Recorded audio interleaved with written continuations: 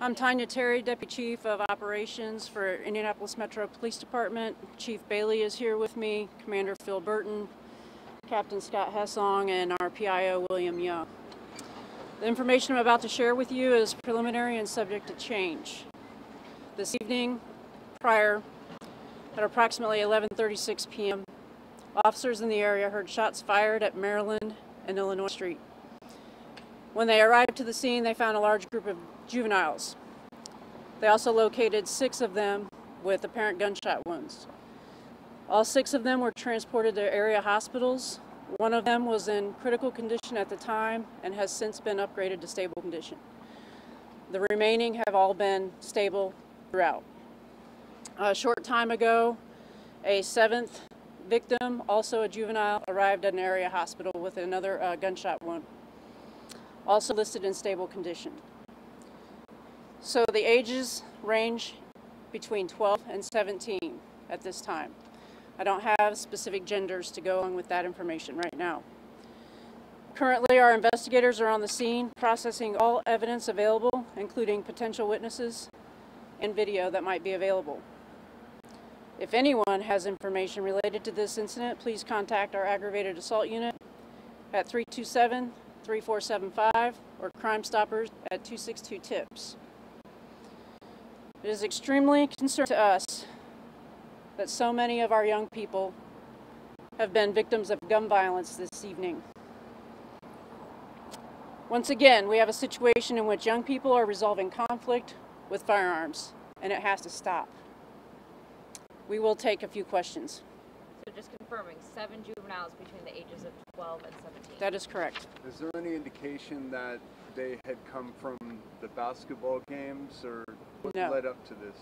No, what we've been seeing in the area downtown recently is that in the evening, after 7 p.m., a crowd of juveniles will exit the mall and circulate the downtown area with officers' awareness. And until there is some kind of crime committed, the officers can only observe the crowds and attempt to get them to disperse. Do you have the shooter in custody? No, we do not. Do you have any suspects? No, we do not. Our investigators are still on the scene, attempting to locate any possible leads or information. And again, we implore anybody that was here on the scene this evening or has information to please contact our aggravated assault office at 327-3475. Do you have any message for the parents of these young kids? Absolutely. I think everybody sees the messages in the evening at 10 o'clock. Parents, do you know where your children are?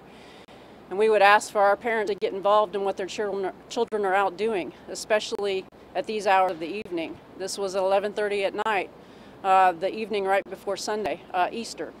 So if you don't know where your 12-year-old is, I think that should be a priority for you. Are there multiple shooters or just one person? Based on the evidence at the scene, we believe there was more than one firearm involved. This is the 3rd weekend in a row that something like this has happened, a mass event. Is there anything that's going to be done to prevent something like this? Of course, we're always out trying to prevent something like this.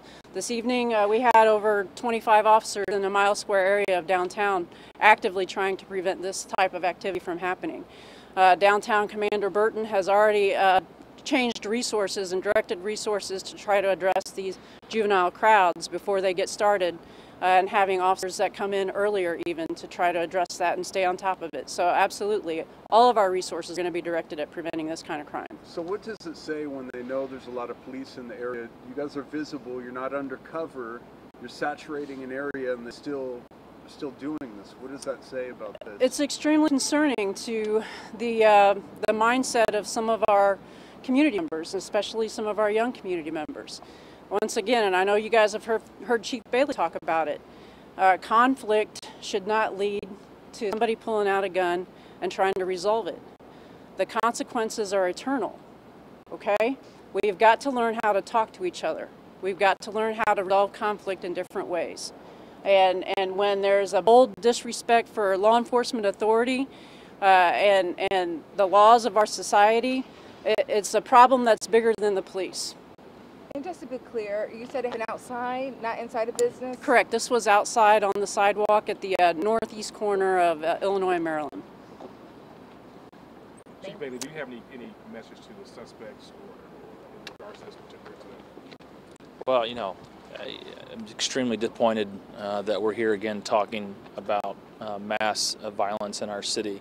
It's completely unacceptable, especially when it involves our youth. And so we all have to take a collective look in the mirror and find out what more we can do to try to prevent these things from happening in the first place.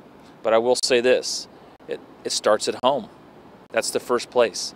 You can look to the police all you want to try to solve these things, and like the chief said, we have plenty of resources in downtown Indianapolis on the weekends to deal with our issues, and yet this occurred. And so we're all going to have to, like I said, take a look in the mirror and find out what more we can do as a community to try to prevent our youth from taking such, you know, as she said, permanent actions that you can't take back. And so someone or some persons impacted lots of lives tonight and put a lot of other people in danger, and that's unacceptable. So we're going to look at all of our video. If we can identify this person, we're going to get him in custody, or persons in custody, as soon as we can, and hopefully that sends a strong message that this kind of behavior is not tolerated. Chief, would you consider implementing a curfew? Well, I mean, there's lots of number one, I can't, and the police department can't implement a curfew. There are curfew laws on the books, but they're continually challenged by the courts, or in the courts. And the other thing is a matter of resources. When someone violates curfew, it's a status offense. It's not a crime. And where do they go? Where do they go from there? Who's responsible for what happens when they get there?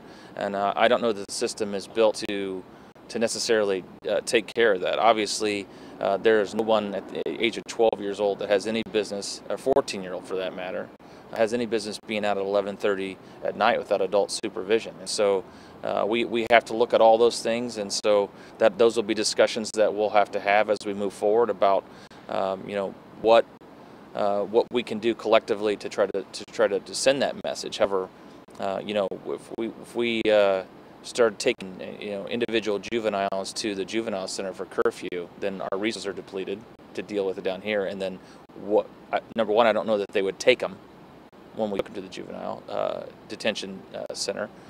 And then what happens to them when they're there, right? There's more to it than just putting handcuffs on our youth and taking jail. That's not necessarily going to solve our issues. These are much bigger and much more deep-rooted issues. Last question. Do you know if this was a random, heat-of-the-moment kind of situation, or if they were targeted or planned? I think we're still preliminarily looking into all those things, but that, you know, that's what our officers face routinely with some of these juveniles, is just kind of following them from place to place, and sometimes they get into disturbances and fights, and our officers then have to intervene. You know, my assumption is, based on what we know right now, is that there was some sort of disturbance that occurred right before this, and someone or persons decided to use a gun to solve that problem, which is never the right answer. Thank All right, you. thank you.